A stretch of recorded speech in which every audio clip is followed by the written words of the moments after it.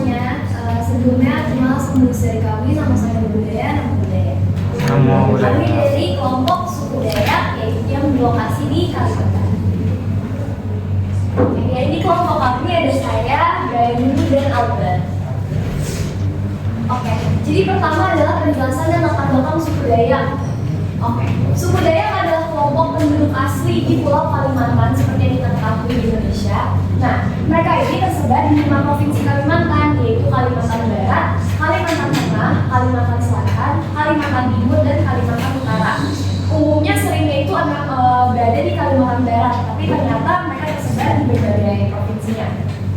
Nah, suku Dayak memiliki beragam kebudayaan yang unik, termasuk rumah adat, pakaian, dan senjata tradisional mereka. Suku Dayak memiliki jumlah populasi sekitar 3.994 jiwa yang mewakili sekitar 1,27% dari seluruh penduduk Indonesia.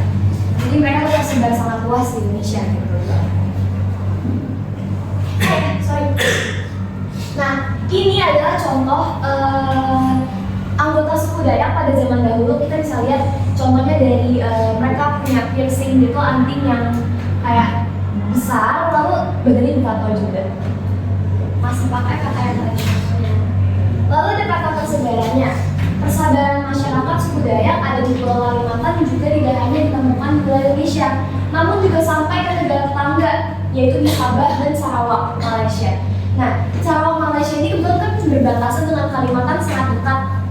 Albert boleh bantu jelasin katanya mungkin? Ya, jadi yang seperti kita tahu di sini tuh bagian Indonesianya, Kalimantan Barat ada, pokoknya seluruh Kalimantan udah tersebar kan. Dan di sini kan itu Sabah sama Sarawak di atas nih, mereka juga tersebar di sini karena mereka juga berbatasan dengan Indonesia. Oke, lalu ada kehidupan atau aktivitasnya. Suku Dayak adalah kelompok etnis yang mendiami wilayah pedalaman Kalimantan di Indonesia. Kehidupan dan aktivitas mereka sangat terkait dengan alam dan tradisi, yang itu udah tahu banget nih. Mereka sering beragriculture, yaitu bercocok tanam, berburu, dan memancing untuk mencari makanan.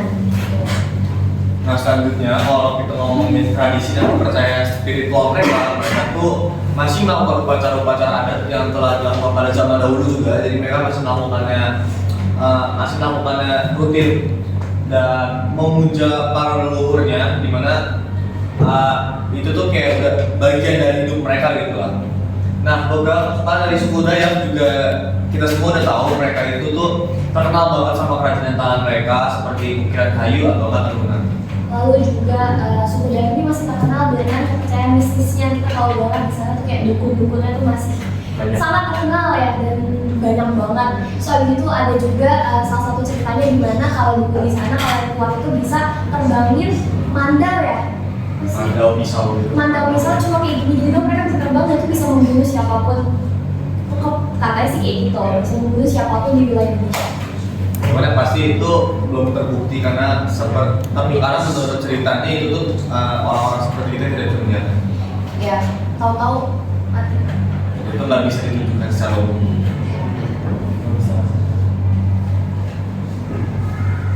Lalu untuk mata pencahariannya, di sini mata pencahariannya suku Dayak itu ada seperti nelayan, pedagang, ladang, dan pemotong rotan.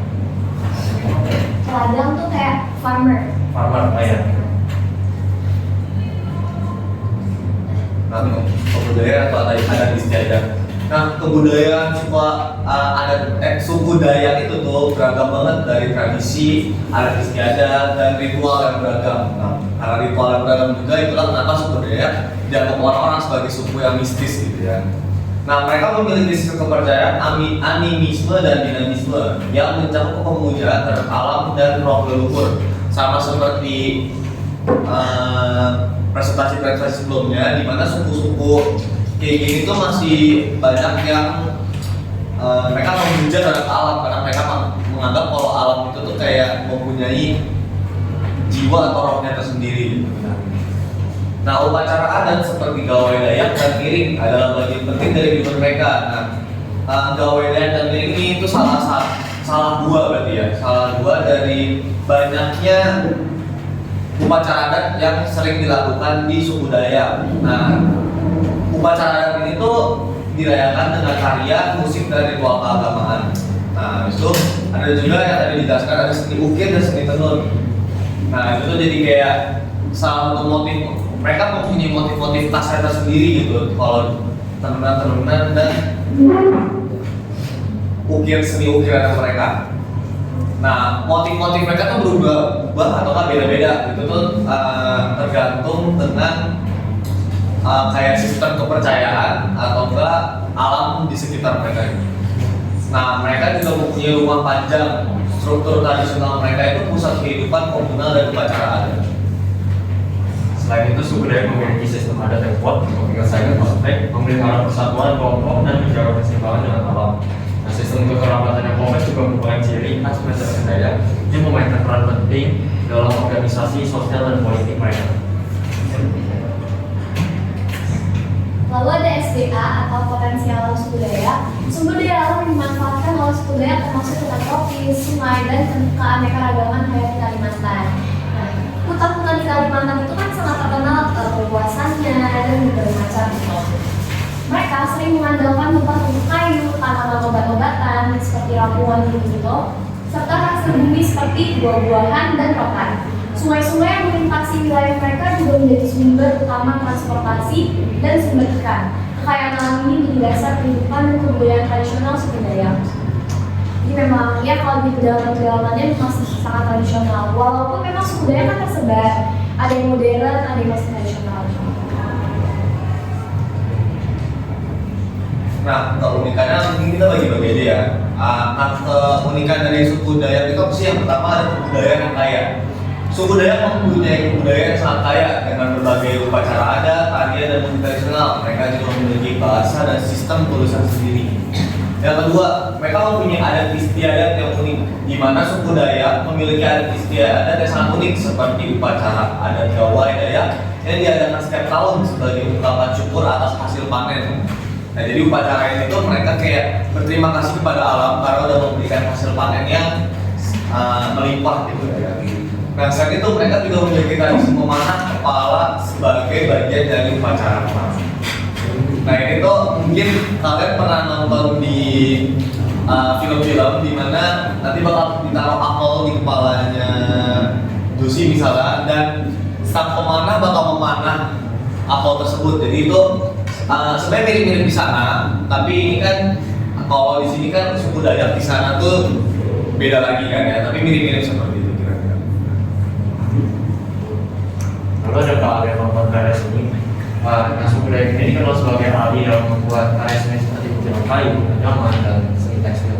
Mereka juga terkenal karena seni ukir tari babi yang sangat indah. Nah, ini salah satu seninya ya, seni ukirannya. Lalu ada kehidupan yang harmonis dengan alam. Nah, kita tahu kan suku Dayak ini kan sangat bergantung pada alam ya. Mereka hidup dengan alam. Suku Dayak hidup secara harmonis dengan alam dan menghargai keanekaragaman hayati. Mereka memiliki pengetahuan yang luas tentang tanaman obat dan tumbuhan yang berguna dalam kehidupan sehari-hari. Lalu ada juga sistem pemerintahan adat yang unik. Nah, tentunya kalau suku pedalaman kan masih ada sistem pemerintahan sesuai dengan adat, gitu, ada ketua adat ya. Suku Dayak ini memiliki sistem pemerintahan adat yang unik, dikenal sebagai Pancung Dayak. Nah, itu kira-kira namanya. Sistem ini melibatkan sejumlah pemimpin adat yang bekerja sama untuk memimpin komunitas. Tentunya ini merupakan sistem yang bagus ya, karena dengan ini para bisa bekerja sama. Sekian presentasi dari kami. Nama sang Ibu Budaya, nama budaya. Mungkin ada yang mau bertanya? Tidak ada. Terima kasih. Oke, kami tutup ya.